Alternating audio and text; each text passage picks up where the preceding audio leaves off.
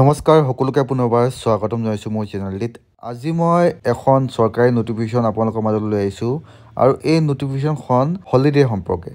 আপোনালোকে স্ক্ৰীনত এখন নটিফিকেশ্যন দেখা পাইছে আৰু এই নটিফিকেশ্যনখন দিয়া হৈছে SCERT আছামৰ ফালৰ পৰা। প্ৰত্যেকখন স্কুলতে একাডেমিক কেলেণ্ডাৰ আছে। একাডেমিক কেলেণ্ডাৰ মতে মাঘ বিহু 15 আৰু 16 তাৰিখে, কিন্তু সেই একাডেমিক কেলেণ্ডাৰত থকা তাৰিখটো আগুৱাই দিয়া হৈছে। আপোনালোকে স্ক্ৰীনত দেখা পাইছে, এটা লিখিছে যে যিহেতু একাডেমিক কেলেণ্ডাৰত মাঘ বিহু আৰু টুচু পূজা 15 আৰু 16 তাৰিখে দিয়া আছে, কিন্তু একচুৱেল ডেটটো হ'ব 14 আৰু 15 জানুৱাৰী তাৰিখ। Instead of 15 and 16, holiday will be 14 and 15। চ' সকলো শিক্ষাগুৰুৱে 14 আৰু 15 তাৰিখটো ফ'ল' কৰিব মাঘ বিহু আৰু টুচু পূজাৰ কাৰণে। বাকী অকল শিক্ষকৰ কথাই কোৱা নাই, ইয়াতে হয়তো উল্লেখ কৰা নাই, কিন্তু প্ৰত্যেকজন এমপ্লয়ীৰ কাৰণে এই অৰ্ডাৰখন বা এই যিটো ডেট, এইটো কি হ'ব, এক্সিকিউট হ'ব। মানে আপোনালোকে 14 আৰু 15 তাৰিখটো ফ'ল' কৰিব ইনষ্টেড অফ 15 and 16। চ' এই চমু ভিডিঅ'টি ইয়াতে সমাপ্ত কৰিব বিচাৰিছোঁ।